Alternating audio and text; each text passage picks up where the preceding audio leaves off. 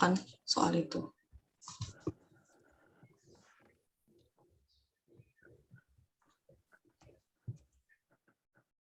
Ini tadi yang sebenarnya saya pertanyakan itu ke teman-teman, apa sih arsitektur itu? Dan teman-teman berusaha untuk menjelaskan arsitektur itu dalam satu kata gitu ya, yang kira-kira paling representatif tentang arsitektur itu apa di Menti tadi. Ini yang saya googling ya, ketika saya googling, saya ketik architecture, yang keluar ini, salah satunya, salah 4-nya. Gitu.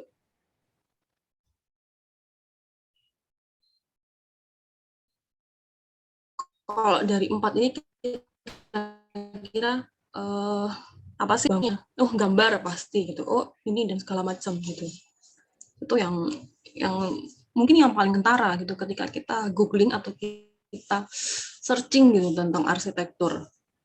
Nah, sekarang saya mau nanya lagi ke teman-teman.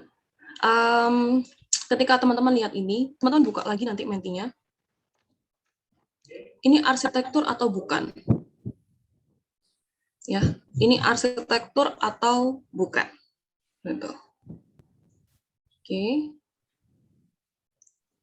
Saya buka lagi Mentinya. Ya, arsitektur atau bukan? Silakan dibuka lagi Mentinya, teman-teman. Menti. Ya. Menti apa sih? Saya share screen lagi. Nah ini, kira-kira gambar tadi arsitektur atau bukan ya? Ya. Silakan. Oke, terus.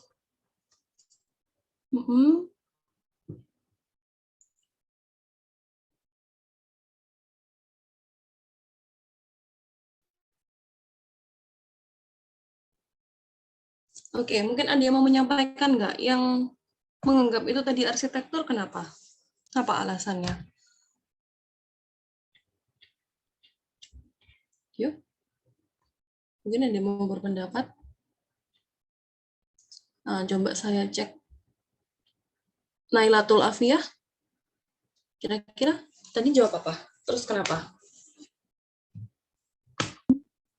Maaf Bu, belum jawab. Oh, belum jawab. Oke, dijawab dulu, terus kenapa? Apa masih bingung, apa kayak gimana? Iya, masih bingung. Oke. Oke, kalau Kelvin Nizar, gimana? Jawabannya tadi apa dan kenapa? Sebentar Bu, masih bingung ini Bu. Belum menjawab dari tadi. Ayo. Ya, di perkuliahan ya teman-teman nggak perlu susah atau nggak perlu mikir benar atau salah gitu ya. Jadi di sini kita belajar bareng dan speak up bareng. Jadi kalaupun bingung, Anda harus tetap menentukan pilihan gitu. Itu cirinya orang yang berkuliah harus seperti itu ya. Jadi harus milih gitu. Nggak boleh nggak. Dan tidak perlu takut salah karena di sini kita nggak akan apa ya. Tidak akan menyalahkan atau ada juga idiom yang bilang kalau nggak apa-apa waktu kuliah salah tuh nggak apa-apa, gitu. Asal nanti ketika sudah selesai sudah beres. Nah, oke, mungkin saya tanya lagi mungkin Latansa Bima, jawabannya apa tadi? Saya kira jawabannya iya Bu. Kenapa kok jawabannya iya?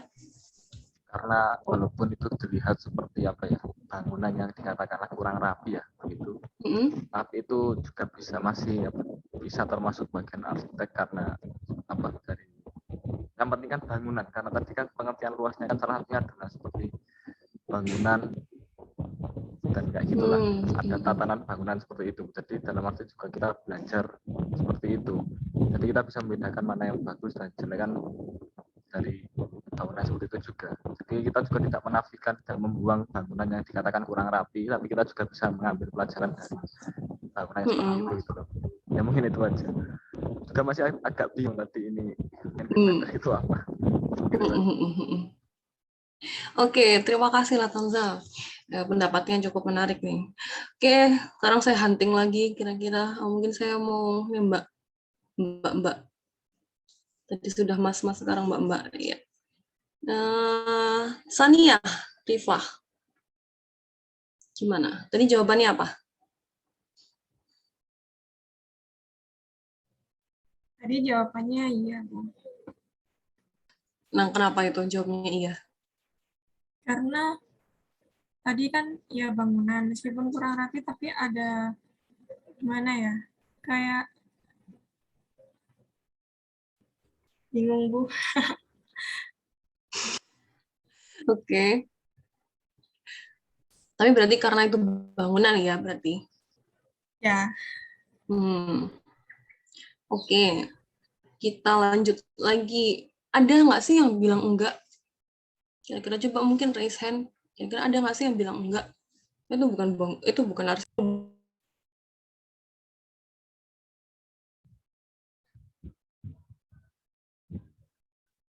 Gimana? Atau ini takut untuk mengaku? Kan tadi ada 1,6. Gimana? Nggak apa-apa loh. Ini kita open discuss aja. Jadi nggak, sebenarnya antara jawaban iya dan tidak juga nggak terlalu berbeda jauh. Gitu. Gimana? Itu ada Tidak? Chelsea sama Violeta, Bu, yang angkat tangan. Oh, oke. Mungkin mau dibicarakan kenapa kok bilang enggak? Mungkin. Izin menjawab, Bu. Monggo. Saya rasa ya tidak, soalnya kalau misalnya arsitektur sendiri kan mencoba buat bangunan demi kenyamanan. Terus saya lihat tadi rumahnya kayak nggak nyaman gitu lah, maksudnya kan kotor, terus sanitasi kurang baik. Jadi saya pikir tidak. Terima kasih. Oke, terima kasih Violeta. Mungkin satu lagi deh yang angkat tangan, mungkin bisa menjelaskan kenapa kok enggak. Oke, monggo. Kalau saya tadi jawab tidak, karena menurut saya arsitektur itu selain segi kegunaan juga ada segi estetika, Bu. Jadi menurut saya yang tadi itu bukan arsitektur gitu. Terima kasih. Oke, terima kasih Chelsea dan juga Mbak-mbak yang lain, Mbak-mas yang lain ya. Baik, ini memang yang perlu mungkin kita nggak harus disepakati sih ya, maksudnya kita open discuss aja terkait dengan apa yang dimaksud dengan arsitektur, atau mungkin yang pada skala tadi itu kira-kira ini arsitektur atau enggak ya gitu, karena dilihat-lihat itu mungkin tadi kan pikirannya oh ini bangunan sih gitu, tapi ini kok nggak rapi gitu, ini masuk arsitektur nggak ya gitu, atau ini apa ya, jadi kayak bingung gitu, akhirnya bingung untuk memilih dan takut untuk apa ya, ntar aku jawabanku salah nih. Nah itu juga perbedaannya mungkin di SMA dan juga di perkuliahan gitu. Di perkuliahan teman-teman nggak harus benar terus atau salah terus, atau bahkan kadang-kadang bisa mempertanyakan, loh Bu, kok kalau menurut Ibu benar seperti itu tapi menurut saya itu salah loh Bu, kayak gini gitu. Nah, kita akan lebih suka yang seperti itu gitu. Jadi kita bisa belajar bareng-bareng. Nah, kemudian ini yang terkait dengan apa yang tadi saya sampaikan, kuasa apa yang bekerja dalam benak teman-teman gitu ketika mendengar stigmatisasi tentang arsitektur. Apakah dia seni, apakah dia bangunan, apakah dia harus A, harus B, harus C, atau harus seperti apa gitu. Apakah itu sudah benar? Yakin apa yang sudah teman-teman yakin itu benar gitu ya dalam pandangan kita gitu. Sekarang saya punya lagi gambar.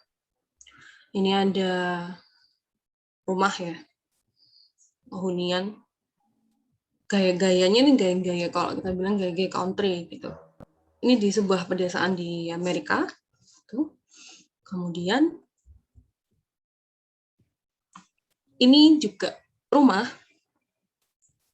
berada di Jawa, yang jelas gitu ya. Bentuknya mungkin kita lebih familiar ya, karena rumah Joglo mungkin rumahnya neneknya atau rumahnya buyutnya gitu. Mungkin pernah tahu atau mungkin pernah ya nonton atau lewat bangunan yang hampir-hampir sama kayak gini gitu. Ini yang kemudian saya ingin tanyakan juga ke teman-teman. Sama-sama loh lokasinya tuh berdesaan gitu. Sama-sama rumah. Terus kemudian sama-sama juga dihuni manusia. Nah, terus kemudian kenapa sih kok bangunan atau arsitekturnya itu beda? Kenapa kira-kira? Sama loh, rumah juga loh dia, dihuni manusia juga, di pedesaan juga. Apa yang membedakan? Boleh di kolom chat?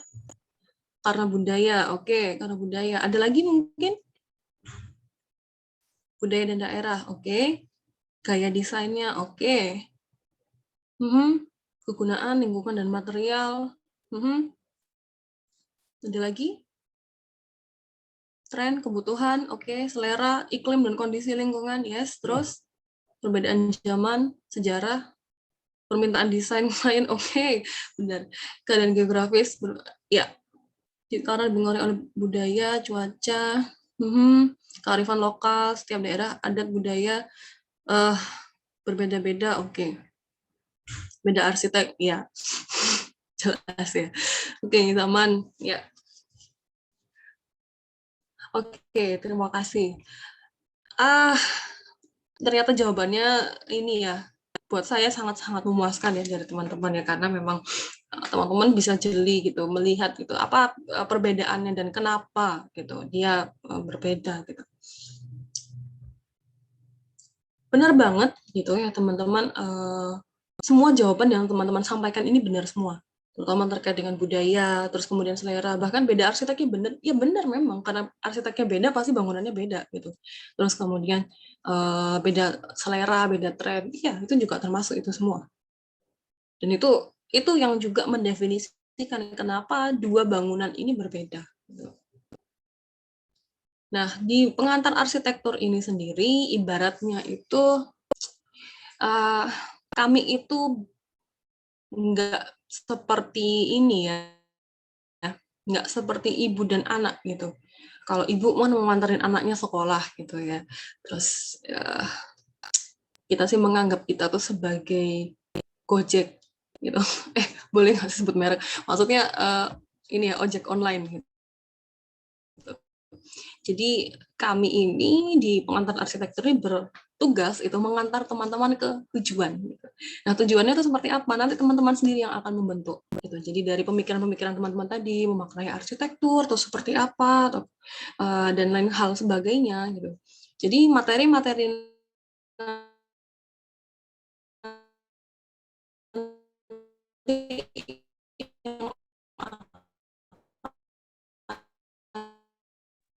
Lagging Bu Fai.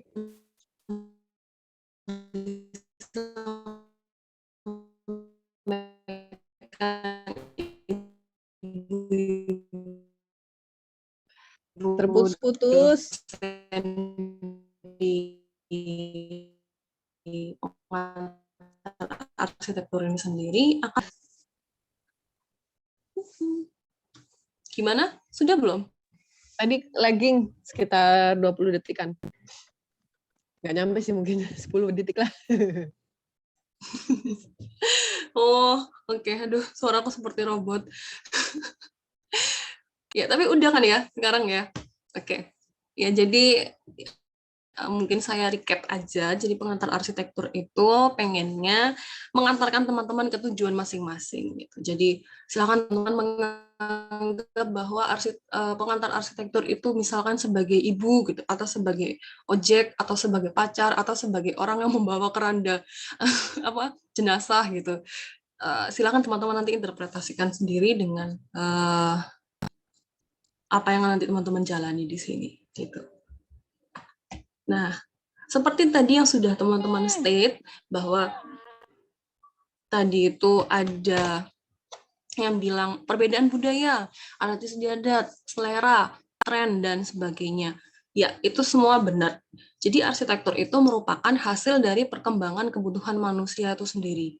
Makanya arsitektur itu adalah sebuah bagian dari kebudayaan manusia. Jadi ibaratnya kalau manusia itu sedang berbudaya, nah arsitektur itu lahir dari kebudayaan itu. Jadi makanya bangunan tuh bisa beda-beda atau arsitektur yang lahir tuh beda-beda, tergantung dengan zamannya, tergantung dengan agama yang berkembang saat itu, kondisi sosial politiknya, ilmu pengetahuan, teknologi. Bahkan mungkin sekarang kalau teman-teman tahu isu yang lagi berkembang sekarang, bukan isu ya, yang emang lagi kejadian sekarang di Afghanistan ya, di Taliban, bukan menutup kemungkinan bahwa nanti arsitekturnya bakal berbeda gitu dengan Afghanistan yang mungkin sampai sekarang kayak gitu.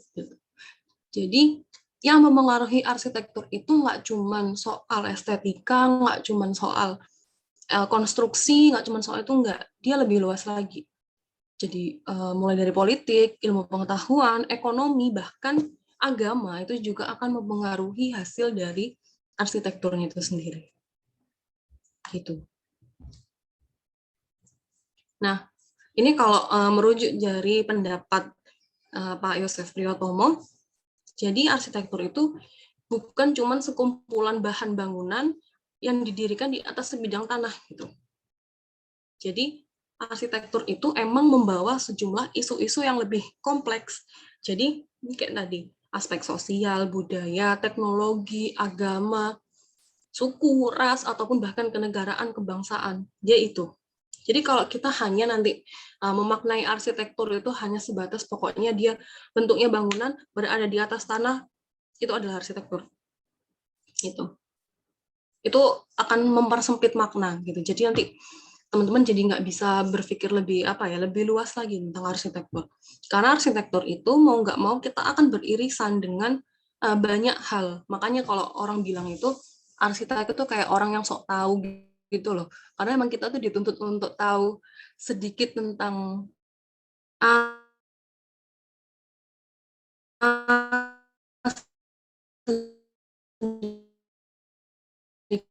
tentang misalnya nih mau bikin aku ke ruang operasi nih. Lagi Bu Fai. Harus masuk bilik sterilisasi nggak? Waduh, iya ya. Kok internetnya nggak ini ya, aku ya? Tapi udah balik kok. Paling berapa detik? 3-5 detik.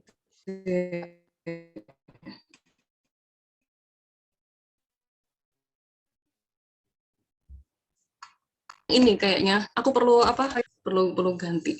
Nah itu tadi ya, jadi emang arsitektur itu membawa sejumlah isu-isu yang kompleks seperti aspek sosial, budaya, dan juga teknologi gitu. Jadi kurang lebih nanti teman-teman ketika nanti di pengantar arsitektur mungkin bisa sedikit melebarkan pandangan ya untuk membahas tentang arsitektur. Nanti ini di minggu depan kita akan lebih banyak mempelajari tentang apa sih arsitektur dan kenapa kok akhirnya arsitektur itu diputuskan untuk lahir gitu. Itu kita belajar dari awalnya dulu gitu. Jadi kita nggak langsung mempelajari bangunannya gitu, tapi kita mempelajari kenapa kok manusia butuh bangunan gitu. Kenapa kok manusia kemudian mendirikan yang kita sebut sesuatu yang ada di atas tanah, kenapa kok nggak di bawah tanah sih gitu, dan lain sebagainya. Yang akan kita bahas di minggu kedua. Ya, sampai sini dulu sebelum saya beranjak ke RPS, mungkin ada yang mau ditanyakan terlebih dahulu. Kira? Boleh di kolom chat ya, jadi kalau misalkan anak yang pemalu, sungkan, itu boleh di kolom chat. Boleh japri juga, atau mau raise hand untuk mau nanya, jadi biar teman-teman yang lain bisa sama-sama belajar. Gitu. Gimana? Ada yang mau dinyain? Terkait dengan ya sederhana definisi tentang arsitektur itu sendiri. Atau ada yang pernah bertanya-tanya kenapa sih kok arsitekturnya masjid itu bentuknya selalu kayak gitu, kok misalkan di Jombang, di Mojokerto, di ini pasti kita tuh kalau ngelihat nyari masjid itu pasti cari yang ada menaranya gitu kan. Karena kadang-kadang sekarang tuh menaranya udah nggak difungsiin gitu karena sudah ada speakernya gitu. Kira-kira ada yang penasaran nggak sih kenapa kok kayak gitu? Jadi ini ya, nanti teman-teman dilatih rasa penasarannya ya terutama. Soalnya itu yang penting sebenarnya ketika kita berkuliah dan menjadi mahasiswa gitu. Jadi pokoknya jangan terima-terima aja kalau dikasih materi itu. Kita justru akan senang sekali kalau ada yang mempertanyakan materi. Bu, kok itu materinya gitu sih? Kok menurut saya nggak kayak gitu sih? Yang saya pelajari nggak kayak gitu. Itu boleh banget. Gitu. Kita akan lebih senang yang kayak gitu. Nah, mungkin Ali Wefa, monggo. Apa yang mau disampaikan? Izin bertanya, Bu. Mm-mm. Apakah arsitektur itu harus mengenai tentang bangunan, Bu? Oke. Nah, ini pertanyaan yang menarik sih sebenarnya. Arsitektur itu harus selalu tentang bangunan. Jawabannya adalah tidak. Ya. Karena definisi bangunan itu bisa sangat bermacam-macam. Kita ada yang namanya arsitektur itu jauh, seperti yang tadi saya sudah sampaikan, ya, jauh lebih kompleks dari sekedar bangunan. Bangunan iya masuk di dalam arsitektur, tapi dia, atau kalau kita pernah berpikir, bangunan itu kan nggak pernah berdiri tunggal ya. Kalau kita melihat arsitektur itu kan kita pasti melihat pohon yang ada di sebelahnya, gitu. Terus kemudian ada anak kecil yang mungkin bermain di depan bangunannya, seperti itu, gitu kan. Banyak hal yang bisa mendefinisikan arsitektur tuh jauh lebih dari bangunan. Nah, mungkin dari Bu Adibah mungkin mau ditambahkan kira-kira. Iko tahu aja sih. Bener banget kata Bu Fai. Jadi kalau berbicara tentang apa nih arsitektur ya, cakupannya kan yang tadi Bu Fai bilang ya, ada sama lingkungannya.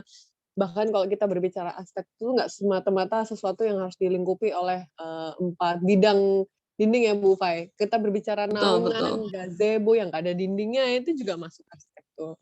Nah, apalagi kalau kalian perhatikan nih di struktur masuk organisasi kali ya, di websitenya arsitektur tuh. Dosen-dosen kita ini terbagi oleh berbagai bidang, dari sejarah, dari sains, arsitektur, permukiman, dan perkotaan yang tidak hanya berbicara dalam lingkup bangunan saja, tapi juga dari teknologi bangunan, teknologi lingkungan di kisaran bangunan, landscape juga masuk sebenarnya kurang lebih. Kemudian apalagi kayak saya dan Bu Fai ini cenderung kami dulu mendalami bidang arsitektur malah di area permukiman dan perkotaan. Kurang lebih gitu ya Bu Fai ya. Jadi luas sebenarnya yang kalau kita berbicara lingkup ya, mungkin konteksnya lingkup arsitektur itu bisa sampai ke skala perkotaan gitu. Mungkin kurang lebih gitu kayak Bu Fai ya. Ya, betul. Benar banget tadi yang udah disampaikan Bu Adibah ya. Jadi emang benar-benar kayak kompleks banget gitu loh. Kalau kita nanti sampai akhir perkuliahan cuman berpikir, oh arsitektur itu bangunan gitu. Nah nanti mungkin tidak ada yang ikut jejaknya Bu Adibah ke UCL belajar space syntax ini gitu. Jadi emang banyak banget sebenarnya ibaratnya tuh kayak apa ya? Kacamata berpikir gitu. Kalau mungkin saya sama Bu Adibah itu mungkin lebih suka melihat arsitektur dalam skala perkotaan gitu. Terus kemudian ada mungkin Pak Wendy lebih suka melihat dari sisi building science gitu. Kemudian ada juga Bu Asrini, Bu Ratna lebih suka melihatnya dalam sisi interior gitu. Jadi kita nggak harus memaknai dia itu dalam satu penggal yang utuh bangunan gitu. Tapi kita bisa apa ya kalau istilahnya itu bisa zoom in, zoom out gitu. Bisa diputar lagi gitu. Jadi berpikir arsitekturnya tuh bisa kayak ya bebas fleksibel gitu. Nah, ini ada juga lagi pertanyaan, Mbak Wiz bertanya, kenapa pengantar arsitektur jadwalnya diletakkan di terakhir ya, padahal sebelum pengenalan bangunan di PA perlu ada matkul ini. Iya, itu juga hal yang sebenarnya kami ini kan juga ya, jadi mungkin ini bisa jadi masukan untuk penjadwalan Dikjar ya, untuk semester-semester selanjutnya. Karena benar sih, jadi emang kayaknya itu butuh diantar dulu gitu ya, baru masuk ke PA. Nah, saya setuju. Gitu. Ya, ada pertanyaan selanjutnya nih. Permisi Bu, saya izin bertanya, kenapa di Indonesia banyak kuli bangunan yang mana saat membangun hasilnya itu jika dilihat seperti ala kadarnya? Ya, ini menarik sih. Karena emang kalau kita ngomongin soal tukang itu kan sangat kompleks ya. Nah, tukang itu sebenarnya itu hadir. Kalau ada istilah kayak gini juga. Kalau saya pernah dengar dari kuliah dari Pak Anas dan Pak Yosef gitu. Sebenarnya tuh istilah arsitek itu juga nggak asli dari Indonesia gitu. Jadi itu berasal dari Yunani, kemudian yang sistem pembelajarannya tuh dibawa dari Belanda ke sini gitu. Jadi yang justru asli Indonesia itu tukang sebenarnya.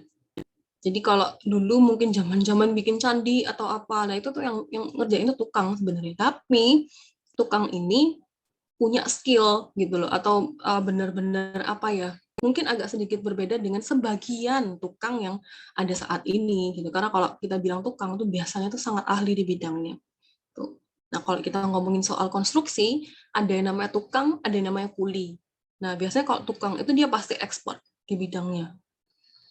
Nah, tapi kalau kita ngomongin soal, oh kok bangunnya katanya tukang, tapi bangunnya kok ala kadarnya ya, terus segala macam. Ini banyak sekali apa ya, bukan alasan sih, banyak faktor gitu. Jadi bisa jadi karena memang uangnya, bisa jadi karena emang personal tukangnya yang memang mungkin cari duit atau seperti apa ya, kita kan nggak tahu ya. Jadi nah ini diharapkan ketika teman-teman nanti selesai berkuliah di arsitektur itu bisa mengedukasi tukang tersebut gitu. Jadi gimana caranya? Yang contohnya kayak Pak ini nih, salah satu arsitek di Surabaya tuh Pak Andi Rahman, dia biasanya kerjasama sama tukang. Jadi dia terjadi diskusi yang enak gitu waktu bangun rumah itu sama tukangnya. Jadi Pak Andinya mau apa, tukangnya mau apa, itu terus kemudian jadi bangunan jadi bagus banget gitu. Nanti teman-teman bisa search ya, Andi Rahman gitu.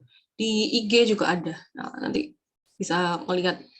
Itu biasanya tuh tagline-nya tuh arsitektur ketukangan gitu. Nah, itu banyak banget itu pembahasan soal itu. Bu Fai, saya mau nambahin sedikit. Monggo. Sih, aku lupa tadi nggak nge-spotlight diri sendiri, jadi mungkin hilang dari layar ya. Kok replay sih jadinya ya? Sorry. Bentar. Bingung ini ngoperasiin dari handphone. Nah, jadi bareng sama Bu Fai. Sip. Kalau di handphone munculnya sama aja. Oke, jadi mau nambahin Bu Fai yang terkait tadi ya. Kenapa kok ada yang luarannya jadi nggak sesuai ekspektasi gitu kali ya?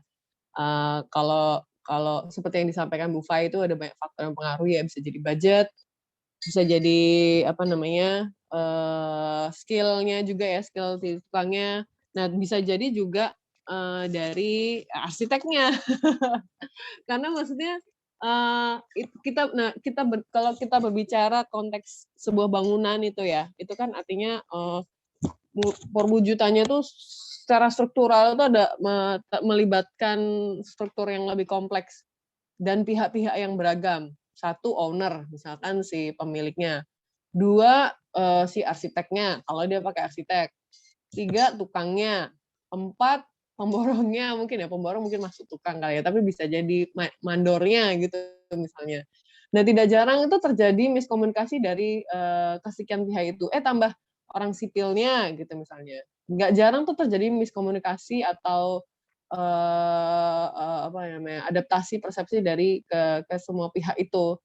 Si owner maunya ini divisualisasikan oleh arsitek seperti ini, sama sipil di lapangan jangan, ini soalnya teknisnya susah. Habis itu ketemu mandornya salah beli cat. Itu sering banget itu.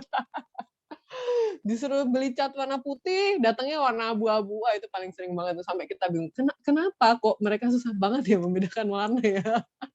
Jadi banyak banget faktor yang mempengaruhi ya struktur organisasi itu. Prinsipnya sama kalau mbak-mbak yang sini yang suka memperhatikan make up ya. Kalau ada belakang ini ada saya muncul video nih, ada make up calon manten gitu. Si manten maunya minimalis. Minimalis kan bahasa arsitektur apa sih istilahnya? Natural. No makeup itu biasanya. Makeup gitulah ya. Kayak yang kasusnya siapa sih yang baru nikah yang di make upin sama Benu tuh. siapa yang punya dangdut tuh loh, Fai? Dangdut. Lesti Kejora, Bu. Nah, Lesti Kejora. Nah, betul. Nah, Lesti Kejora cerita dia mintanya yang make up. Nah, itu sudah ditawarin sama Ben. Untungnya dia terselamatkan ya. Udah ada visi dari mantan yang kekeh. Pun itu netizen pada nanya, kenapa lipstiknya nggak merah? Kenapa nggak eyeshadow-nya? Nah, itu konteksnya mirip tuh sama makeup artis. Saya juga barusan lihat video serupa ya. Ada make up sebelum ikut campurnya bude-bude, ini setelah ikut campurnya bude-bude. Tadinya udah bisa minimalis, metunya jadinya bibir lipstik merah, eyeshadow-nya gitulah, paham ya maksud saya. Makanya saya yakin Anda juga pernah lihat meme itu, brief, jadi kayak gambar brief dari user, kemudian visualisasi desain, terus revisi dari sipil, sampai akhirnya keluar di lapangan jadinya apa. Jadinya tadinya tuh udah bentuknya lengkung, terakhir jadinya bentuknya kotak-kotak. Itu sangat relatable sih di lapangan gitu. Makanya dalam proses merancang itu banyak proses yang harus dilalui, termasuk juga edukasi ke berbagai pihak, baik itu dari arsiteknya, kepada user, kepada klien, dan lain sebagainya. Gitu, kurang lebih. Nanti kalau mungkin muncul meme-nya, silakan Anda share. Nanti mungkin bisa saya share entah kemana. itu sangat sering terjadi. Lebih ke situ. Mungkin itu aja Bu Fai tambahannya. Ya, bener sih, bener banget sih apa yang udah disampaikan Bu Adiba tadi. Nah, ini juga ada pertanyaan lagi nih, ibu-ibu. Sepertinya sukanya ini ya, teman-teman sukanya japri nih. Pertanyaannya apa? Nah, ini tadi, permisi Bu, jadi tadi yang bangunan terlihat kumuh tuh masuk arsitektur nggak ya Bu? Nah, kalau menurut kalian gimana? Kalau menurut saya sih masuk gitu. Kenapa kok masuk? Bukan karena itu bangunan ya, tapi karena itu emang hasil dari kebudayaan manusia itu sendiri. Dia kan, nah nanti ini bakal merembet ke materi yang minggu depan. Jadi mungkin nanti akan lebih saya jelasin lagi di minggu depan ya terkait itu. Kenapa sih kok kemudian itu masih masuk dalam arsitektur? Padahal mungkin kalau dari segi bangunan ya nggak ada pondasinya, misalkan nggak ada dindingnya yang proper gitu. Terus kemudian bentuknya juga ya berantakan, sanitasinya dan bla bla bla gitu. Terus kan kalau arsitektur tuh harus estetis, itu kok nggak estetis sih gitu. Nah, karena sebenarnya arsitektur itu seperti yang udah saya sampaikan ya, selalu lahir dari kebudayaan manusia. Jadi apapun yang dihasilkan dari kebudayaan manusia itu, jika itu ya dalam tanda kutip bisa dipakai manusia untuk berhuni, gitu ya, itu masih masuk dalam arsitektur. Seperti itu. Jadi tidak pernah ada bentuk bangunan atau bentuk arsitektur yang tepat atau yang betul. Jadi misalkan pos ronda sama rumah gitu. Yang arsitektur yang mana? Iya sama-sama, dua-duanya arsitektur gitu. Atau mungkin pernah ini nggak sih kemarin yang ditemuin di gorong-gorongnya di kota Bogor apa mana itu ada kamar-kamar gitu dibikin kasur dan lain-lain. Apakah itu arsitektur? Gitu ya, bisa jadi itu arsitektur gitu. Kita lihat dulu konteksnya gitu. Banyak banget yang bisa mendefinisikan arsitektur. Nah, habis ini pasti tambah pusing nih. Aduh, berarti arsitektur itu apa ya sebenarnya? Bangunan bukan gitu. Ini juga bukan. Jadi jangan-jangan saya ini arsitektur gitu. Enggak ya. Jadi enggak sampai kayak gitu lah. Saya takut ini nanti kalau terlalu meracuni berlebihan nanti dimarahin teman-teman struktur dan konstruksi nanti. Oke, ada pertanyaan lagi nih. Mungkin saya bertanya nanti ibu dosen yang lain yang menjawab ya, biar seru, biar mungkin kenal gitu dengan bapak ibu yang lain. Permisi Bu, izin bertanya, kenapa di semester awal kita diajarkan untuk menggambar manual, sedangkan di dunia pekerjaan nanti lebih sering menggunakan digital? Gitu. Nah itu. Coba kalau dari Bu Ratna nih gimana Bu?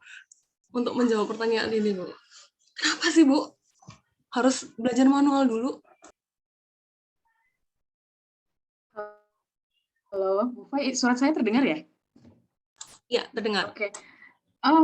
Sebenarnya malah kebalik ya. Kalau saya kebetulan kan di interior, selama ini ngerjain proyeknya itu kita malah pertama kali presentasi ke klien itu pakai manual karena kita udah berhadapan sama kliennya. Nah, tapi kalau misalkan nanti di hasil akhir itu mungkin akan dipresentasikan secara digital. Jadi pertama penyampaian informasi dari kita dan klien, kemudian penyamaan persepsinya. Misalnya klien minta, Mbak ini harus belok atau harus apa dan lain sebagainya, itu langsung aja kita sketsa secara real life di depan klien. Nah, setelah selesai nanti akhirnya kita ya mungkin itu ada diskusi panjang dan banyak gitu ya, dan melibatkan banyak pihak juga, termasuk kita kasih warna dan segala macamnya, barulah itu kita bawa ke konsep digital. Terus nanti hasil akhirnya tetap ada lagi koordinasi dengan klien yang kita presentasikan tentunya yang udah dalam bentuk digitalnya. Mungkin kayak gitu sih kalau di interior. Kalau arsitektur kayaknya kurang lebih sama ya Bu Fai, atau gimana?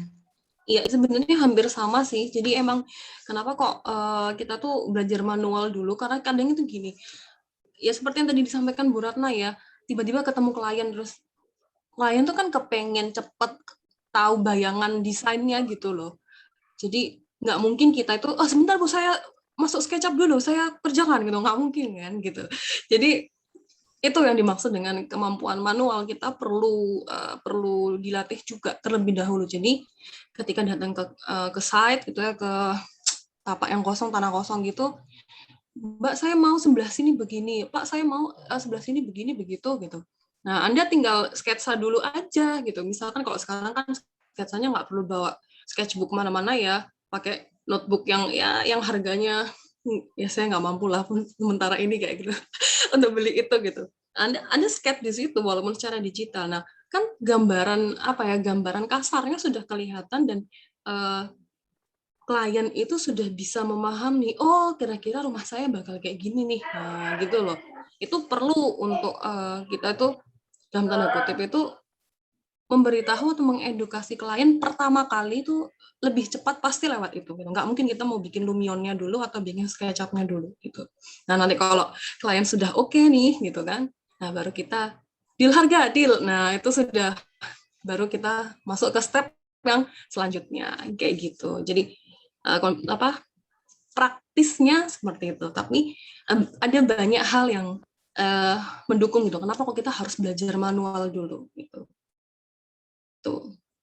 Kebetulan waktu itu saya sempat ada penelitian ya, kenapa apa perbedaan mahasiswa zaman dulu sama zaman sekarang, yang sekarang langsung digital sama yang dulu manual dulu baru digital. Nah itu. Tapi karena itu belum publish jadi saya nggak boleh bilang dulu ya. Tapi intinya memang ada perbedaan orang yang langsung translate itu ke gambar manual dulu baru digital sama orang yang langsung digital. Ada proses kreatif yang tertinggal sebetulnya kalau kebiasaan seperti itu. Itu yang disayangkan nanti. Itu. Yang ada pertanyaan lagi. Oh ya, monggo. Janganku suka nambahin mulu nih. Jadi sama betul terkait konteksnya efektivitas ya. Tapi kalau saya pribadi sebagai mantan practitioner mungkin juga bisa menambahkan yang nggak bisa di skip dari proses manual adalah proses kreatif. Jadi dari visualisasi otak, prinsipnya ini sama kayak kamu menguasai bahasa Jawa. Bahasa Jawa tuh suruh bahasa Inggris. Kalau kamu nggak menguasai bahasa Indonesia terus ke bahasa Inggris dulu, itu kan loncat ya, stepnya kayak 3 gitu. Saya bahasa Jawa terus ngomong bahasa Indonesia, aku belum translate saya bahasa Indonesia baru ke bahasa Inggris gitu. Nah, konsepnya tuh sebenarnya mirip sama konteks digital sama manual kok buat saya pribadi ya. Jadi misalkan kamu punya ide di otak gitu. Digital tuh prinsipnya hanya alat untuk visualisasi gitu. Tapi proses kreatif transfer dari otak kepada sebuah visual yang sebelum loncat ke digital itu dari tangan. Whether ya itu tools-nya dari yang tadi Bu Fai bilang ya, layar-layar gambar atau kertas gitu misalnya, apapun lah. Tapi semuanya itu dari tangan gitu. Dan saya sendiri terus terang saya dulu termasuk mahasiswi yang bandel ya. Jadi disuruh manual, mainannya di SketchUp. Tapi ketika saya kerja, saya ngalamin kapok sendiri. Karena nggak bisa, proses itu nggak bisa saya skip. proses kreatif saya terhambat jadinya, lambat. Iya, berarti kayak tadi ngomong bahasa Jawa ke bahasa Inggris itu gitu. Saya harus translate bahasa Indonesia dulu ke baru ke bahasa Inggris. Jadi mau nggak mau akhirnya saya belajar bahasa Indonesia gitu loh. Jadi waktu saya kerja di konsultan, akhirnya saya harus belajar sketching dulu.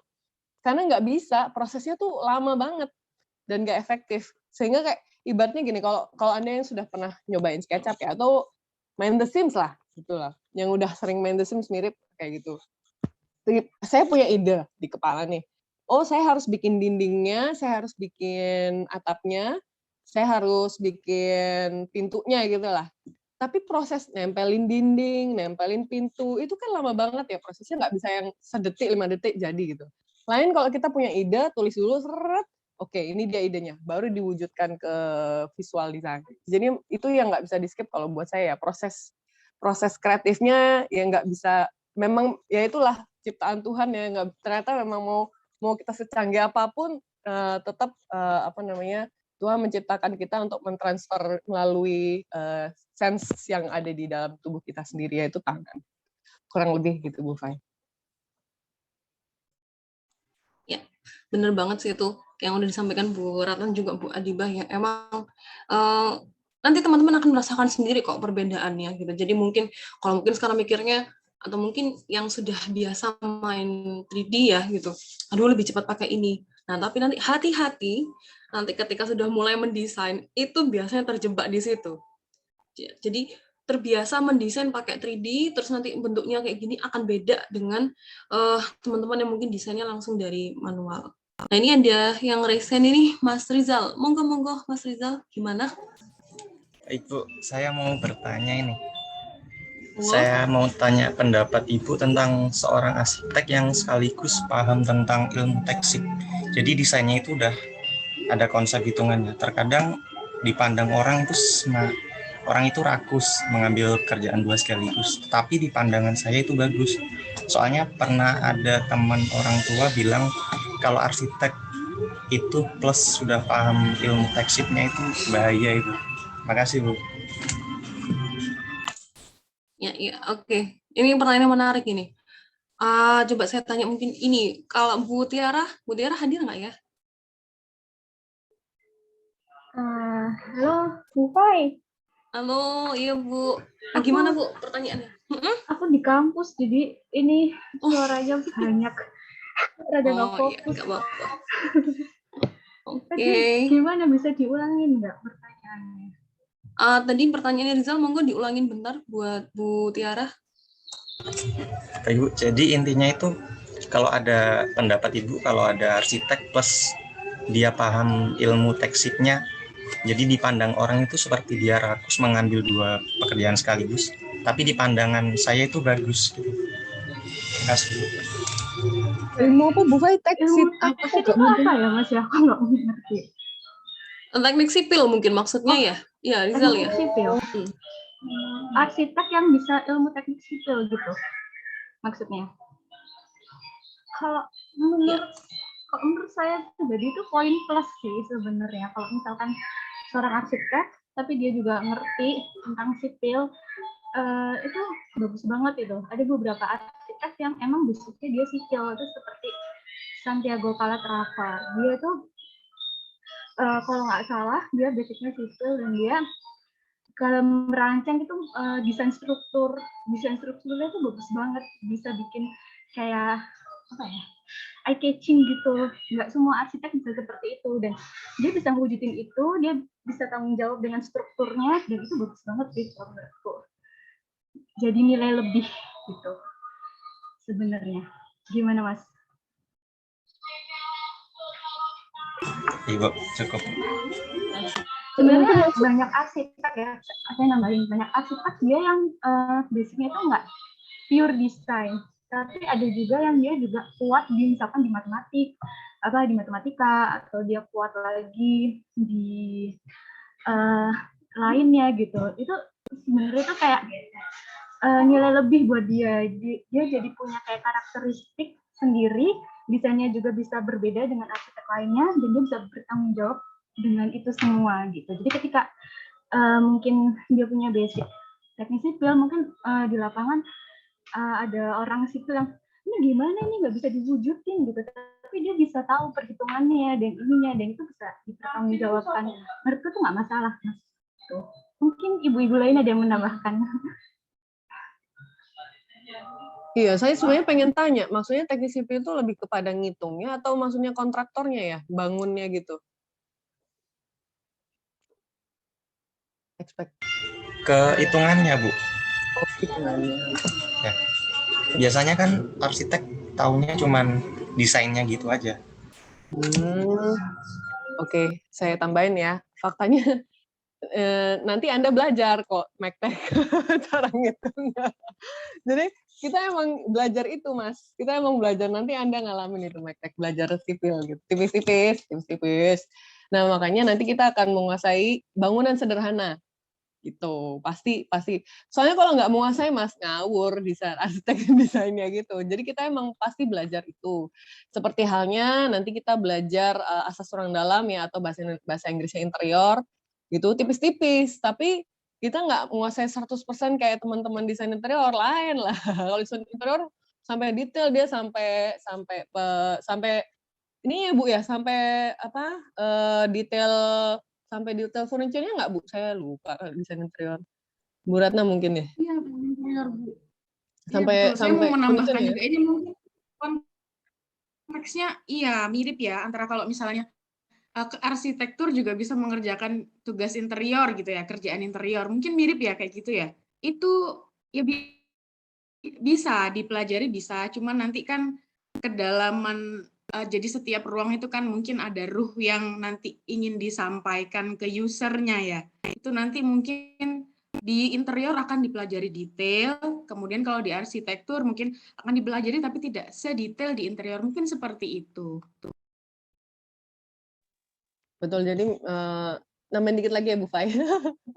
jadi kita pasti belajar itu, Mas. Jadi belajar tentang struktur sederhana, misalnya paling enggak bangunan tingkat, terus tentang bagaimana ini harus dipertanggungjawabkan. Karena kalau enggak, kita bikin yang wah, terus di lapangan nggak bisa dibangun, Mas. Ketemu kontraktor ya pusing, akhirnya berubah, jadinya gudang lagi gitu kan, nggak mungkin ya. Nah, makanya gini, itu sama pertanyaannya lanjutan kayak yang tadi terkait saya bilang jelasin tentang organisasi dalam proyek ya. Kita akan berkolaborasi dalam bidang lain, baik itu teknik sipil, teman-teman dari MEP. MEP itu jurusan apa ya sajane ya? Masuk sipil nggak sih? Sipil kali ya, saya lupa. Dari teman-teman dari MEP, mechanical build. Oh, mechanical sih elektro ya, mechanical, electrical dan plumbing gitu. Terus ada juga dari interior, produk designer dan lain sebagainya untuk mewujudkan satu karya besar. Nah, tapi memang tidak jarang, nah ini kenapa makanya saya tanya ya, yang masalah kontraktor. Tidak jarang arsitek juga menghandle pembangunan, nah constructing. Tapi biasanya itu struktur sederhana aja. Karena kita nggak menguasai kalau yang struktur kompleks kayak misalkan bangunan UPN nggak mungkin, kalau nggak gandeng sipil itu nggak mungkin. Gitu. Pun misalkan ambruk, nah itu resiko ditanggung sendiri. Karena kita nggak menguasai sampai ke sana. Beberapa yang emang nekat gitu, cuman ya lihat aja doomsday-nya karena tidak dihitung dengan benar. Jadi memang ya intinya kita memahami tapi kita tidak menguasai, terutama yang bagian kompleks itu. Jadi sebagai arsitek yang bijak, siogianya kita berkolaborasi dengan para ahlinya gitu. Jadi jangan terlalu sotoy, tapi kita perlu paham agar kemudian bisa mengkombinasikan dari hasil rancangan. Itu kali ya. Mbak Diba, saya mau nambahin mungkin ya. Iya, monggo. Jadi saya di kerjaan saya sebelumnya itu saya kebetulan di project management ya. Jadi arsitek sebagai design manager dan di situ sebagai kayak ketuanya gitu. Dan si arsitek itu sebagai kepala, dia mau membawahi yang namanya struktur, MEP, interior, landscape, semuanya itu dibawahin oleh arsitek. Jadi kita tuh harus ngerti istilahnya, prinsipnya ngerti, tapi nanti yang detailin itu misalkan untuk sipil kita udah ngerti basic struktur seperti apa, nanti pada pelaksanaannya pekerjaannya yang bakal menghandle itu mungkin orang sipil, tapi kita tuh sebagai leadernya. Jadi kalau misalkan ada desain yang berubah atau yang apa, kita bisa negosiasi dan bisa memberikan win-win solusi. Kadang kan kita kayak tektokan gitu. Arsitek maunya kolomnya tuh bentangnya tuh sekian gitu. Padahal sipilnya nggak mau, harus nambah kolom di tengah, nah gitu-gitu. Jadi kita tuh harus bisa apa ya istilahnya, harus bisa ngerti strukturnya gimana dan harus misalkan kalau misalkan orang strukturnya minta tambah kolom, mungkin ada win-win solutionnya, mungkin kolomnya nggak ditambah tapi dipertebal atau seperti itu. Jadi seorang arsitek harus bisa jadi kepala proyek nantinya dan harus sudah mengerti basic ilmu, misalkan sipil, MFP, interior, kita tuh harus ngerti walaupun nggak bisa sedalam mereka yang mempelajari itu. Mungkin tambahannya gitu. Ya benar banget sih tadi yang disampaikan Bu Aliba dan juga Bu Tiara ya. Emang perlu apa ya, kita tuh memang perlu tahu gitu, tapi memang untuk memahami sampai deep, sampai dalam itu akan sangat susah karena kita harus ikut kuliahnya teknik sipil lagi 4 tahun gitu kan. Nah, itu which is itu nggak mungkin gitu. Makanya memang sebagai seorang arsitek kita berkolaborasi itu dengan berbagai orang di bidang ilmunya masing-masing gitu. Makanya kan ini juga sesuai dengan ini nih apa rencananya Mas Menteri itu tentang Merdeka Belajar. Nanti teman-teman juga bisa nih ngambil mata kuliah pilihan di sipil gitu misalkan, atau di interior atau di DKV gitu. Jadi teman-teman akan lebih banyak dan lebih kaya lagi mikirnya. Jadi nggak cuma sempit tentang arsitektur yang dipelajari di prodi aja gitu. Itu bisa salah satu ini ya.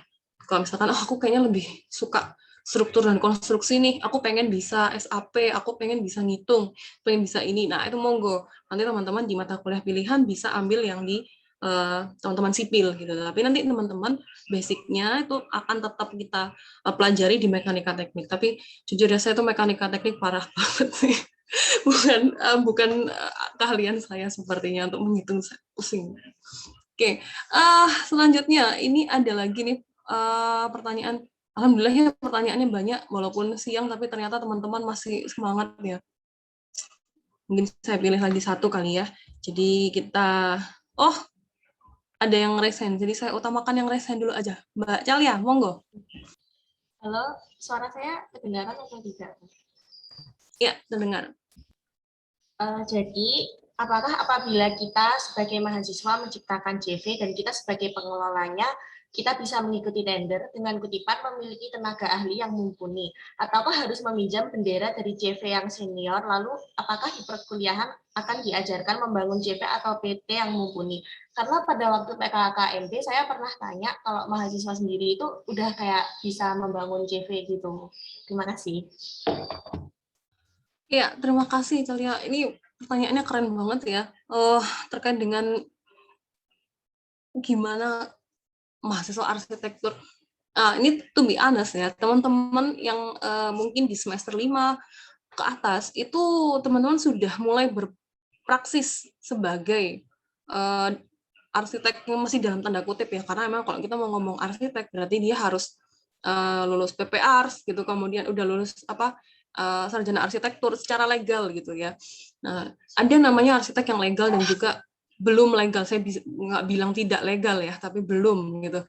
Karena memang secara keilmuan mereka belum tuntas, misalkan belum S1-nya belum selesai, terus kemudian belum mengikuti PPARS gitu. Karena memang untuk mendapatkan sertifikat SKA dari Ikatan Arsitek Indonesia itu kita perlu 5 tahun sebenarnya. Jadi 4 tahun di S1, 1 tahun di PPARS gitu.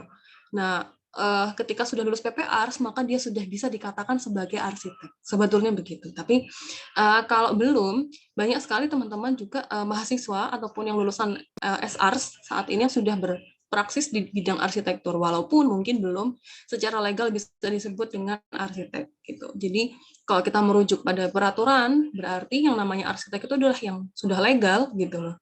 Tapi kalau yang berpraksis dalam bidang arsitektur itu bisa banyak. Jadi kalau mungkin sampai bikin CV kayaknya nggak kita pelajari di prodi arsitektur ya, tapi untuk step by step-nya tentang manajemen proyek itu nanti ada di mata kuliah pilihan dan juga di etika profesi. Jadi nanti teman-teman bisa mempelajari lebih banyak di sana seperti itu. Mungkin dari ibu-ibu yang lain ada yang mau ditambahin nggak kira-kira?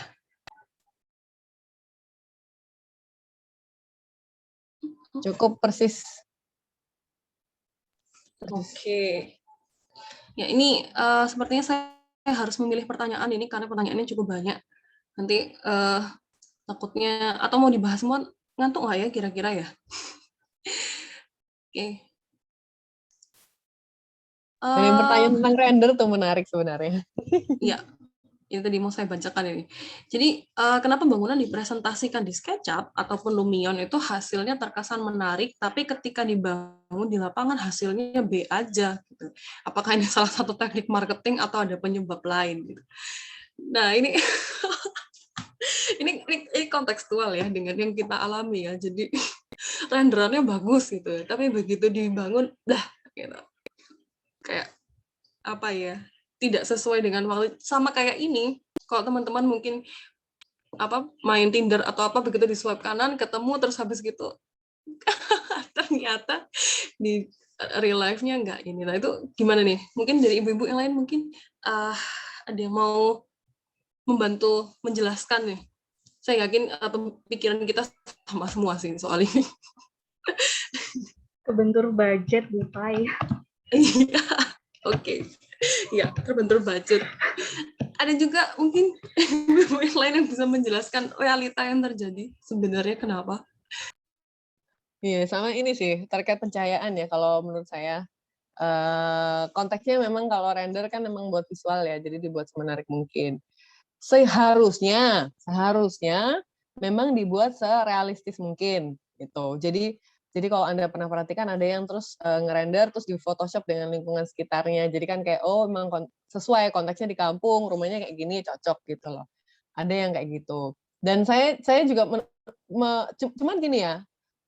Ada banyak faktor terkait itu ya. Ada yang memang sengaja buat marketing gitu biar wah gitu. Ternyata terus di gambar tuh misalkan lantainya glossy ternyata dia nggak punya budget tadi kata kayak Mutiara ya, jadinya jekete maksudnya nggak ngono gitu. Ada yang memang karena yang bersangkutan nggak mampu ngerender realistis. Karena ngerender realistis susah banget loh, susah banget, jangan dikira.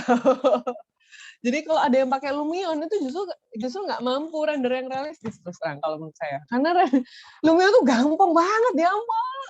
Sumpah ya main The Sims. Makanya kalau kita ada KDD ngajarin nggak Lumion kalau nggak salah ya. Ya itu sebenarnya biar buat memperkenalkan aja Anda ini loh ada yang namanya software. Ya KDD yang ngajarin nggak sih ya? Maksudnya yang kan di KDD ya.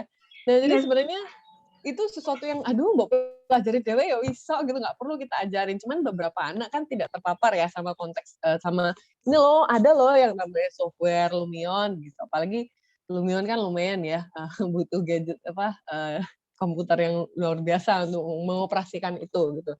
Sehingga munculnya itu ya yang style Lumion itu terlalu The Sims banget lah tampilannya. Nah, ini saya mau jelasin yang agak teknis selanjutnya ya, kemudian terkait visualisasi di render. Tidak jarang matahari render di komputer itu bahasanya kayak gimana ya, kayak menggunakan matahari yang estetis. Maksudnya gini, kalau Anda pernah foto nih, foto tuh kan ada yang namanya golden hour. Dilepas golden hour tuh welek fotomu pasti. Jadi di render itu ngambil golden hour yang cuman kayak berapa jam gitu, paling sejam kali ya, sejam 2 jam gitu. Nah selebihnya itu jelek. Nah kalau kamu ngeliat ngerender di jam golden hour tampilannya kayak yang ini Pak, rumah Bapak di jam golden hour tuh perfecto gitu ya.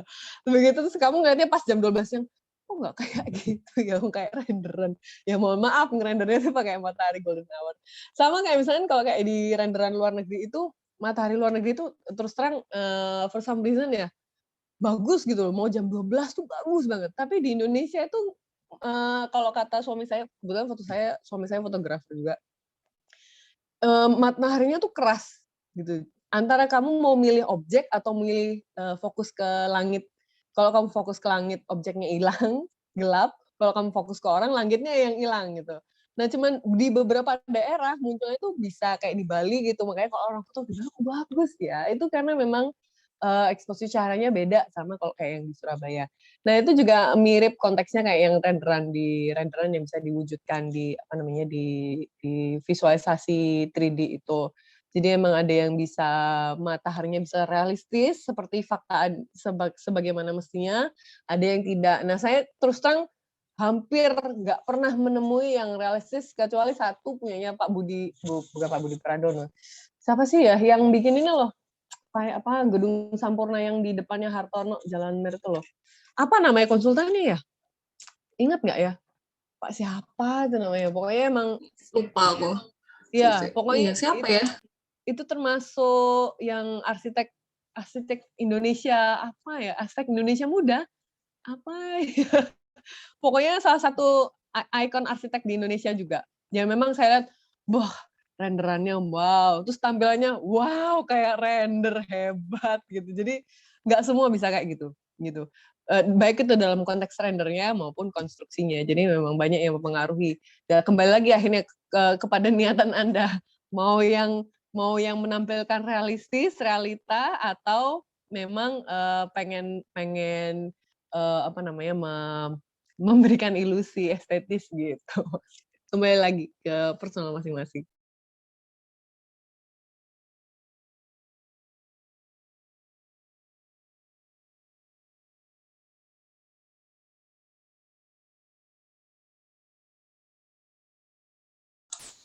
Ya, terima kasih diskusinya nih Bu Tiara dan juga Bu Adibah. Ya tadi saya rasa sudah cukup menjawab lah ya apa perbedaannya gitu. Sama itu sebenarnya saya mau tambahkan sedikit.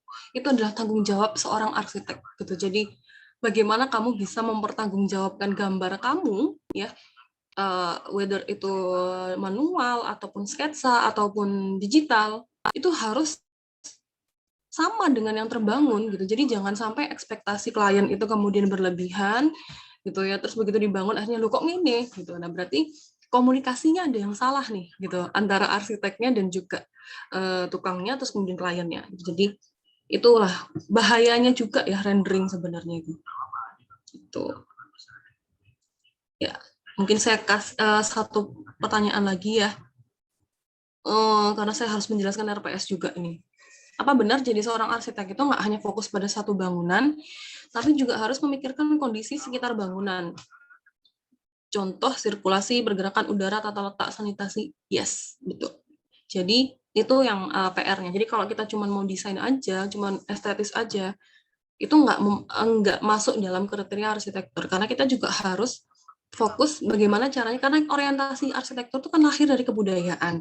Subjeknya yang berbudaya itu siapa sih? Manusia. Berarti kita harus mempertimbangkan kebutuhan manusianya dalam berhuni. Apa aja ya, nggak hanya bangunannya, mungkin juga dari pencahayaan. Kira-kira kalau misalkan nih, kamu bikin ruang kerja gitu, terus kemudian cahayanya kurang gitu. Kan terus kemudian matanya yang penghuninya rusak terus. Nah ini sebenarnya arsitek juga bertanggung jawab soal hal itu gitu, karena kita punya ilmunya tapi kita nggak mengaplikasikan gitu. Jadi emang sedetail itu nanti mendesain itu. Nah nanti pendesainan ini akan bertahap ya teman-teman. Jadi semester 1 teman-teman belajar olah rasanya dulu, semester 2 mulai ada fungsi, semester 3 mulai lebih kompleks lagi, kompleks sampai ke semester yang paling akhir, di mana teman-teman bisa mendesain menurut bukan keinginan ya, menurut permasalahan yang teman-teman temukan sendiri gitu. Mungkin itu dulu. Untuk pertanyaan yang lain mungkin nanti kita bisa jawab di pertemuan kedua ya. Jadi saya harapkan untuk pertemuan kedua juga seasik ini ya. Jadi kita diskusi aja gitu. Jadi kita di sini nggak yang apa ya, kalau belajar itu pokoknya yang saya sampaikan kalian harus hafal gitu. Kalau dulu saya tuh ingat waktu SMA tuh suka ditebak-tebakin gitu loh. Apalagi biologi tuh, aduh nggak bisa saya. Ini di mana gitu. Organ ini apa? Ya gitu ya. Jadi arsitektur itu adalah pelajaran atau ilmu yang sangat-sangat menyenangkan dan bisa dimaknai luas. Gitu. Ya. Ini saya jawab ya. Saya jawab satu aja. Permisi Ibu, izin bertanya, apakah Ibu mempunyai sumber untuk belajar render dengan pensil? Saya tulis di kolom chat.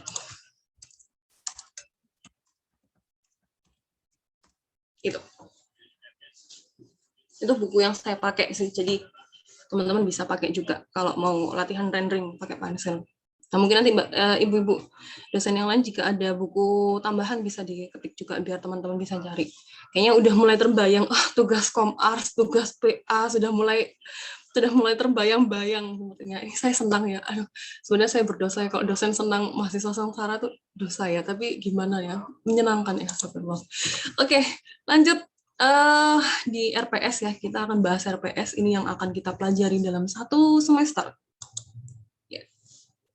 Jadi mata kuliah ini hanya 2 SKS aja, jadi nggak terlalu lama ya. Jadi kalau kita sudah mulai 12:30, sekarang udah jam 2, berarti udah 1 jam setengah.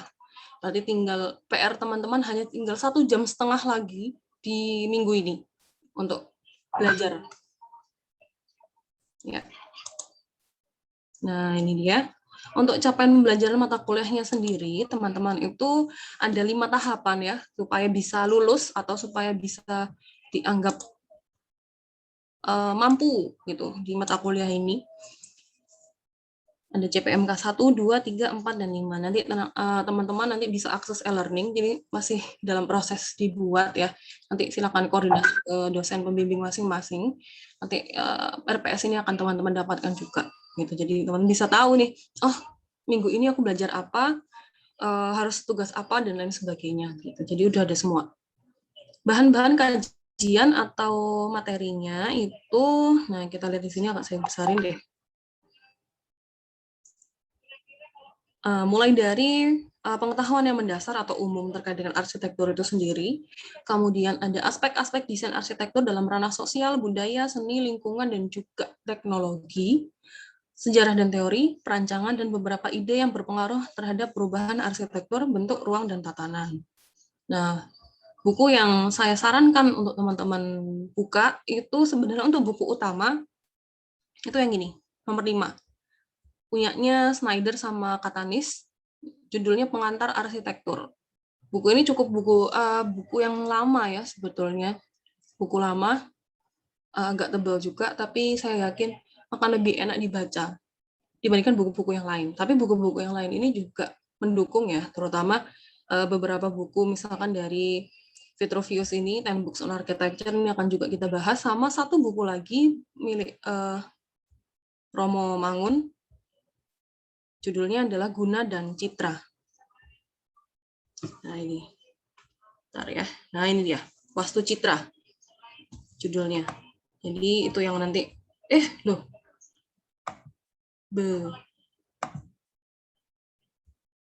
Jadi bukunya, saya sarankan ada 3 buku. Buku yang pertama ini ada buku Mangun Wijaya, judulnya Wastu Citra. Kemudian buku yang kedua itu adalah ini, punyanya James Snyder sama Katanis, itu judulnya Pengantar Arsitektur. Dan buku yang ketiga dari Vitruvius, 10 Books on Architecture. Ya. Untuk dosen pengampunya ada 7 orang. Mahmud ya. Ya, untuk ininya. Kemudian untuk minggu yang pertama itu seperti tadi yang sudah kita lakukan, itu adalah mengidentifikasi dan menyatakan konsep dasar arsitektur ya. Mulai dari pengantar umum, ranah arsitektur itu apa aja, terus kemudian arsitektur dalam konteks budaya gitu. Nah, untuk di minggu kedua itu ada pengertian arsitektur, lingkup arsitektur, kriteria, dan segala macam. Dan ini sudah dilengkapi dengan fasilitator atau pemateri di setiap minggunya. Jadi biar nggak bosan ya, materinya ketemu Bu Fai terus, bosan aku gitu. Nanti ada dari Bu Ratna, ada dari Bu Adiba, dari Bu Ica, Bu Wiwi, dan juga Bu Tiara dan Bu Astrini. Gitu. Jadi akan banyak perspektif ya yang bisa kita pelajari di pengantar. Di minggu ketiga, kita akan belajar tentang arsitektur, batasannya, kedudukan, dan mengalami arsitektur. Kok arsitektur itu dialami ki piye? Nah, itu nanti di minggu ketiga akan teman-teman pelajari lebih lanjut. Gitu. Kemudian di minggu selanjutnya ada fungsi, ruang, aktivitas, bentuk estetika, bahan, dan struktur teknologi, dan juga kaidah arsitektur menurut dengan Mangunwijaya. Jadi kita nanti berbicara arsitektur itu, loh arsitektur menurut siapa ini? Menurut Fairuz Mutia kah? Menurut Adibah Nurul Yunisya kah? Atau menurut siapa? Itu pasti akan berbeda. Gitu. Nah, terus selanjutnya ada karakter objek arsitektur, nanti dibawakan oleh Bu Ica. Kemudian ujian tengah semesternya ujian tulis ya teman-teman. Jadi ujian tengah semester ini ujian tulis. Jadi silahkan untuk minggu pertama sampai ke-7 dipelajari dengan detail. Kemudian di minggu ke-9 ini adalah aspek fungsi, konstruksi, dan estetika dalam arsitektur masa kini. Fasilitatornya ada Bu Adibah. Kemudian fungsi dan peran arsitektur pada rancangan, ini ada Bu Ami yang akan memberikan materi. Kemudian ada 13 butir kompetensi IAI. Nah, ini nanti jadi sangat pengantar arsitekturnya juga akan memberikan pandangan dan perspektif pada teman-teman terkait dengan arsitek yang legal itu gimana sih? Kompetensi apa yang bisa membuat kita layak disebut dengan arsitek gitu. Itu nanti ada semua dari Bu Ratna dan saya. Ya, kurang lebih seperti itu. Nah, ujian akhir semesternya ini ada vlog. Jadi teman-teman nanti akan membuat satu karya pengabdian masyarakat ya bareng dengan ini kelompokan ya. Jadi nggak usah khawatir. Nanti silakan teman-teman boleh nanya-nanya cutting, boleh juga langsung googling di link di YouTube channel yang ini, Arsilab UPN VJT. Jadi di situ ada teman-teman 2018, 2019, dan 2020 yang melaksanakan pengabdian masyarakat. Gitu. Jadi itu adalah tugas akhirnya mata kuliah pengantar arsitektur ya. Nah nanti, loh kok pengantar arsitektur tapi tugas akhirnya endingnya pengabdian masyarakat sih, emang hubungannya apa? Nah itu silahkan teman-teman menggeliatkan pertanyaan-pertanyaan yang seperti itu, dan mudah-mudahan seiring berjalannya perkuliahan di pengantar arsitektur itu semua akan terjawab gitu. Ya, kurang lebih untuk RPS-nya seperti itu ya teman-teman. Jadi untuk persiapan di minggu depan itu teman-teman bisa mulai mencari materi ya. Teman-teman belajar mandiri aja. Jadi ini untuk minggu ini tidak ada tugas, alhamdulillah ya. Paling senang nih kalau nggak ada PR-nya yang dibawa pulang. Nah, untuk minggu pertama nih nggak ada tugas karena tugasnya akan dijadikan satu dengan tugas 2 gitu. Nah, silahkan teman-teman mencari pengayaan materi tentang minggu ini dan juga minggu depan ya. Jadi mulai mencari apa sih arsitektur dalam kebudayaan itu, terus kemudian pengertian arsitektur itu sebenarnya apa, lingkup arsitektur apa, terus mungkin pernah dengar segitiga arsitektur itu apa, kriterianya apa, dan segala macam. Anda googling aja, cari berbagai macam informasi tentang arsitektur. Ya, nanti teman-teman bisa saring dulu, terus minggu depan kita diskusikan bareng. Gitu. Ya. Oke, mungkin untuk RPS-nya itu, mungkin ada yang mau ditanyakan dulu terkait dengan RPS-nya. Nanti kita akan share di e-learning. Sudah punya akun e-learning semua kan ya? Sudah, Bu. Oke. Sudah, Bu. Sudah, Bu. Oke, sip. Sudah, Bu.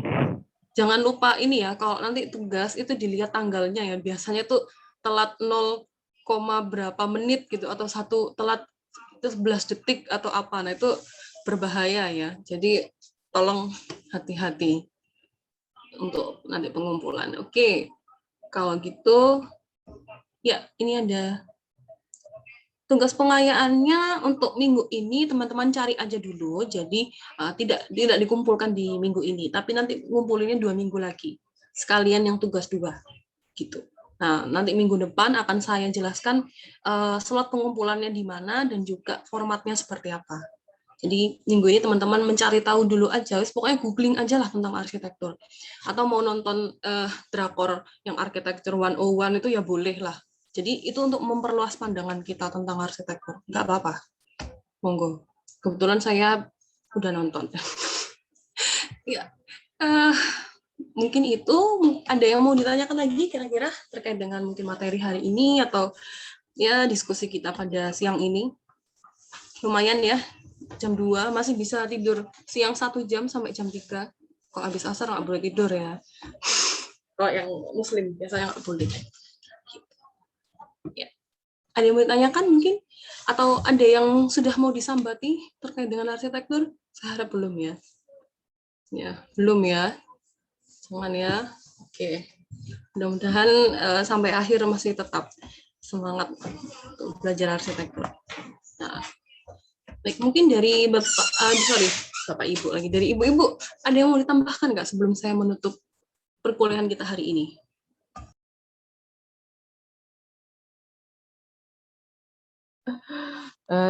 Mungkin karena ini kelas kantor ya, cukup relevan kalau misalnya kita berbicara tentang kesiapan sebagai arsitektur. Jadi prinsipnya arsitektur itu prinsipnya adalah bermain tentang passion dan detail gitu. Mungkin beberapa dari Anda ada yang masuk ke arsitek walaupun sebenarnya masih nggak tahu apakah bakalan passion di sini gitu. Tapi saya pribadi sebenarnya tipe yang mempercayai bahwa passion juga dihadirkan dari ketekunan dan ketika kita menguasai sesuatu gitu. Dan di mana itu disinilah proses Anda mencoba mengenali sesuatu, memahami sesuatu, dan ketika Anda memahaminya, Anda mulai menyukainya gitu. Jalaran tresno saka kulino kurang lebih gitu. Tapi maksudnya kadang tuh passion bukan sesuatu yang datang dari langit gitu ya, tapi sesuatu yang kita tekuni, kemudian kita kuasai gitu. Jadi ketika Anda struggling, bukan berarti Anda terus benci gitu, coba ditekuni, dikuasai. Insya Allah Anda menemukan jalan untuk Anda sendiri gitu. Contohnya misalkan kalau kayak misalkan Anda kesulitan merancang, seperti yang tadi kita bahas, bidang arsitektur itu sungguh luas sebenarnya. Jadi jangan give up dalam satu proses aja. Insya Allah jalan Anda bisa jadi terbuka dari pintu prodi arsitektur ini. Mungkin itu aja Bu Fai. Ya, terima kasih Bu Adibah buat recap-nya ya untuk diskusi kita kali ini. Yang benar sih. Ya, ini masih ibaratnya itu kalau dulu senior saya bilang itu kamu masih di anak tangga gitu. Nah, itu jangan takut untuk melangkah ke depan. Ya. Baik. Mungkin dari ibu-ibu yang lain mungkin ada yang mau disampaikan lagi atau dirasa sudah cukup? Oke, cukup ya, Ibu. Baik. Mungkin itu dulu dari kami ya, teman-teman, tentang perkuliahan pengantar arsitektur pada kali ini. Insya Allah minggu depan kita akan lanjutkan diskusinya, dan saya harapkan teman-teman minggu depan itu sudah membawa bekal ya, dalam artian teman-teman sudah baca dulu gitu. Karena teman-teman sudah janji 1,5 jam pada ibu-ibu dosen pengantar arsitektur untuk mencari tahu tentang arsitektur. Jadi besok kuliah jangan sampai kosongan gitu. Itu tadi ya. Jadi jangan sampai ketika kita kuliah tuh kita ya udah datang kelas terus pokoknya materi itu yang disampaikan udah saya telan. No, nggak gitu ya. Jadi kalau udah mahasiswa nggak kayak gitu. Jadi teman-teman cari tahu dulu. Teman-teman pertanyakan apa yang teman-teman tahu. Nah, itu akan jadi manfaat buat kita semua gitu ya. Baik, terima kasih atas kehadirannya teman-teman dan juga perhatiannya. Diskusinya juga sangat-sangat menarik nih kalau buat saya. Banyak banget yang sebenarnya pertanyaan yang belum terjawab sih sebenarnya karena emang waktunya biar teman-teman enak juga. Jadi kita nggak perlu terlalu lama ke perkuliahannya, 1,5 jam saya rasa sangat cukup ya. 1/2 jam materi tadi, 1 jam diskusi, which is good. Itu terima kasih atas kehadirannya. Sekali lagi, wassalamualaikum warahmatullahi wabarakatuh. Selamat siang. Ya, selamat tidur siang teman-teman. Saya mau buat dia berangkat nguji. Waalaikumsalam warahmatullahi wabarakatuh. Terima kasih, Bu. Siap semua. Terima kasih semua. Terima kasih semua. Terima kasih, Bu.